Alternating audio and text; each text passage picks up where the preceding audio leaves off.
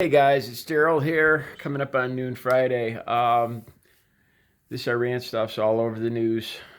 Um, it's on my mind a lot. Like I said, as soon as I started listening to the situation, my gut clenched at 3:30 this morning. My gut tells me this is gonna come off. This is gonna blow up into a situation. I started thinking about Iran. This guy was like the number two man underneath the president, high up general. Personally, I'm no politician. I'm no military expert. Personally, I don't see any.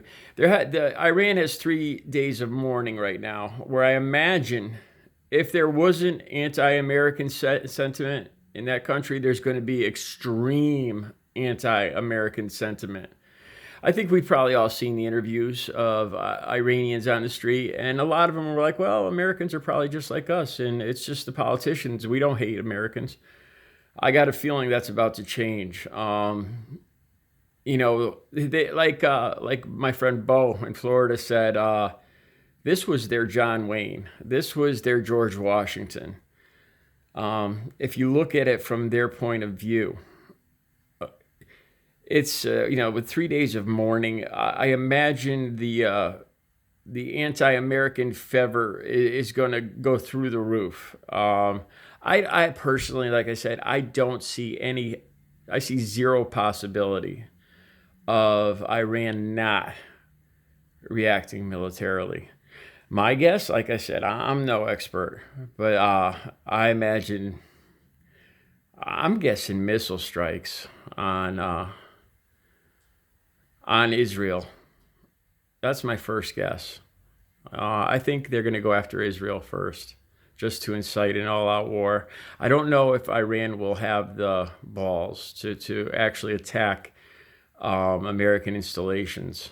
If they do, this is just going to escalate into an all-out possible World War III. You know what I started thinking too? I'm listening to Trump's people spin this, that we saved lives this morning. There was evidence that he was plotting this or that. Just the fact of where he was, and who he was with, and there was no guard. I'm not buying it. I'm really not. I think they're saying that just to spin it. I think they had the opportunity to kill somebody, an Iranian, and they took it to assassinate this guy. To me, it's sounding more and more every day like George W. Bush and Cheney talking about weapons of war. We've got to get these weapons of war. And that whole thing that got us into the Iraq war. That's what this is sounding like to me. It sounds exactly like that with Trump's people saying, oh, we had to do this. What Trump did here, I thought about this too. He had to realize, I mean, he's not a very smart man by my judgment, by any means. He's not very sharp, very swift. But he had to know that this action of assassinating this general was going to lead to an all-out war. There's basically, I don't like I said, I'm no expert, but I don't see any other I don't see any other possibilities. The fact that he knew that it would lead to war and he didn't consult Congress whatsoever, that's a problem. He put our country in a huge situation without any backing of Congress or the Senate. By the way, Iran considers this an act of war. To them, we're at war. That's Iran considers the U.S. and them we're at war now. So, and then how? Okay, so Trump's people are spinning it that we saved American lives today.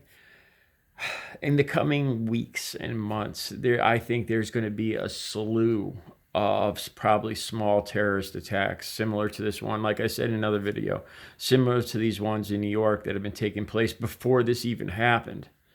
I think Iran is going to target the Israelis and the Jews just as much as the Americans. To them, we're almost, we're the great evil, the great devil. If I were Jewish people right now, I'd be very, very on alert. So Trump's people saying that he saved lives and saved servicemen by killing this, assassinating this one general. Yeah, I'm not buying it. I'm going to guess the body count is going to go way up in the coming weeks and months. Iran's not just going to let this pass. Like I said, you know what? I am so grateful again to Bo for that's the first thing I watched this morning, and it gave me not just an adequate background of this man, but a very important background that I would not have if I didn't know about Bo's channel. I would have never got the information that I have now. The whole background of how Solomon, that's his name, right? So how he's come up through the ranks and is in. Basically, the most important thing that we as Americans need to realize is his martyrdom in Iran right now. He's an all-out hero. And it's my humble opinion that Iran is going to be out for freaking blood. Probably especially after these 3 days of mourning now.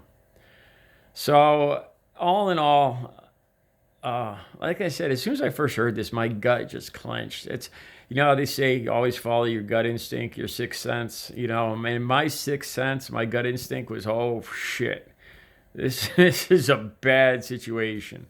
Let's talk about oil prices too. Supposedly, we're very oil independent. I think we're gonna find out over the coming months. Supposedly, most of our oil comes from inside the United States now.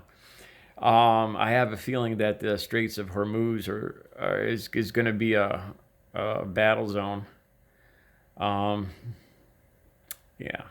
and Iraq once again is going to be in the middle of everything. I feel bad for the Iraqi people.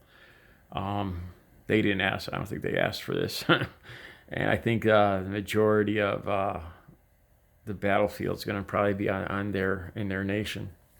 Anyway, that's my update for now. I won't make another video until something consequential, at least not on this subject, until something consequential comes up. I'm not just going to make videos for the sake of making videos, but I just wanted, this was basically about my thoughts about how Trump's people, to me, are making it sound more and more like the George W. Bush and the weapons of mass destruction situation. That's what I'm hearing more and more when I hear Trump's people talking. And that's what I wanted to convey on this. And the other thing, like I said, is that Iran has claimed all-out war right now. So I think it's about to get a lot more serious. I'm guessing. I pray it's not, but. That's what I think, my humble opinion.